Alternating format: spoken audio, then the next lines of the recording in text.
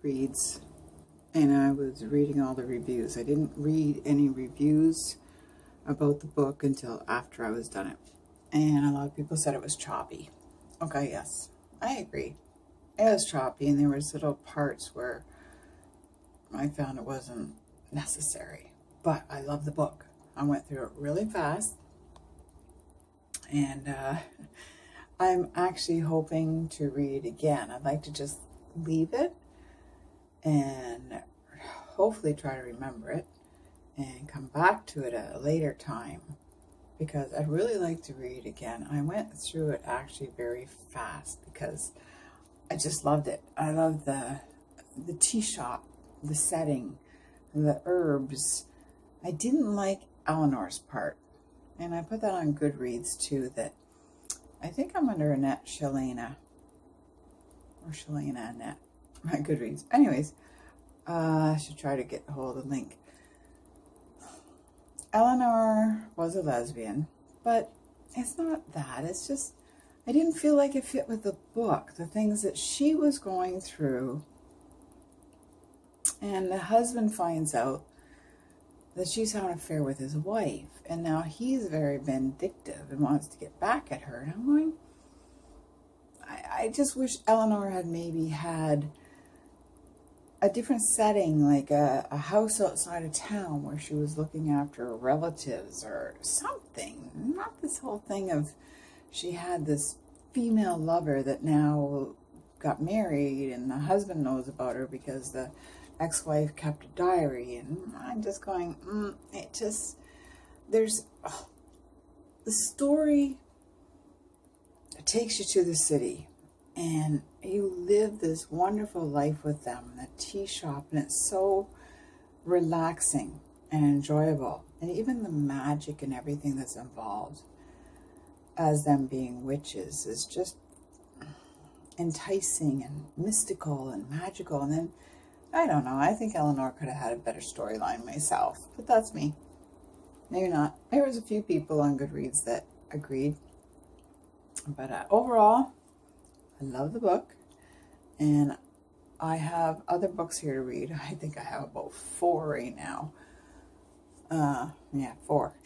4 right now that I need to get through and read. And I'm going to look up the author again, Amy McKay, and see what else she has out there and if there's another book to follow.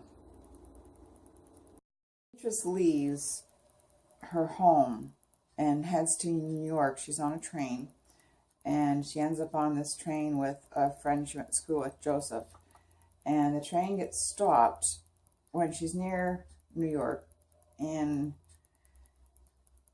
there's a large box there that holds an artifact called Cleopatra's Needle. And Cleopatra's Needle is going to Madison Square Park in New York.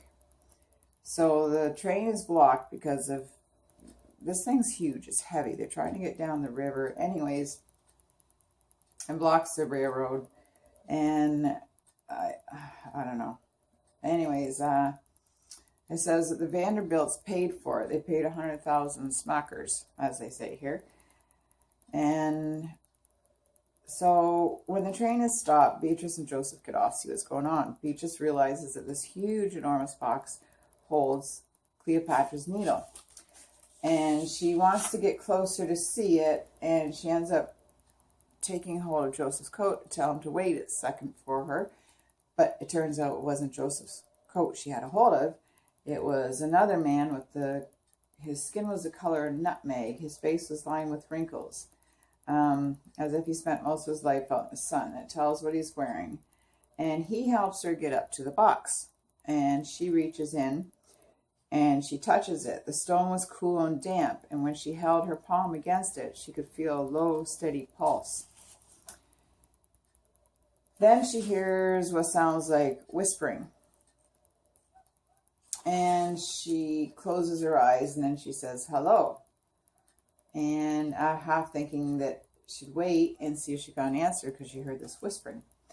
Then she hears Joseph behind her call her. But she turns to climb down from the box, misjudging the distance. She stumbled and tripped on the hem of her skirt and landed on the heap on the ground. Her world went sideways and black. And then she loses all the coins that she had sewn into her petticoat. But that's at the beginning on her journey to New York.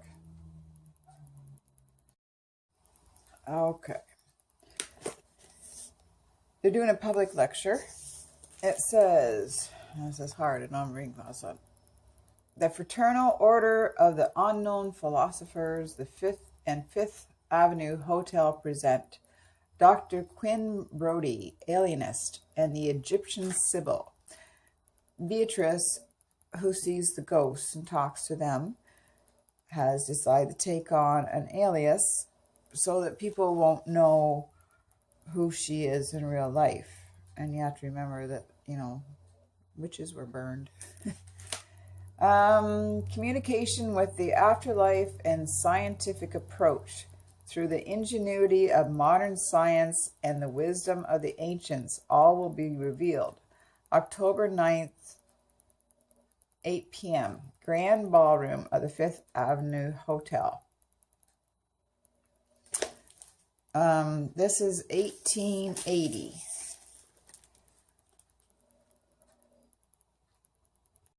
Book today because, a little bit, but I've actually been watching a movie on. It's one of the Hallmark movies, and Hallmark Great Movies 2017. It's called Rose, or I forget, but the girl in it's called Mary Rose Claiborne. I don't know if you've seen it. It's just, I think actually I did watch it once before, quite a while ago, but I've been really getting caught up with this Mary Rose. I'm getting it backwards. But Mary Rose in the story, and the man who loves her and the man she loves, and it's a romance, obviously, but it's got a lot more to it, and it's a good movie, even though sometimes the Hallmark movies are a little cheesy, but it's pretty good. I'm enjoying it. It's a cowboy movie.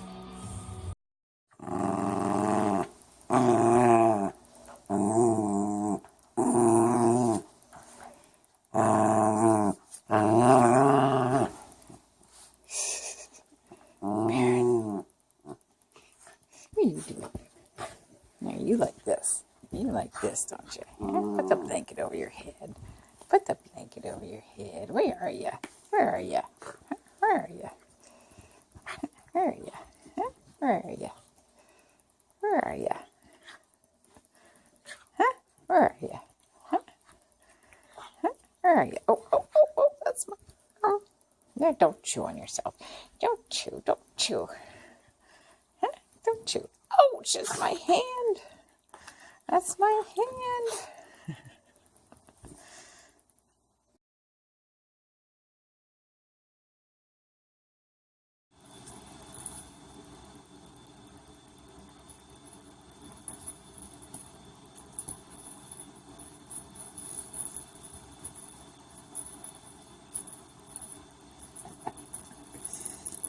You got that little bugger. You got it, you little bugger. There you go.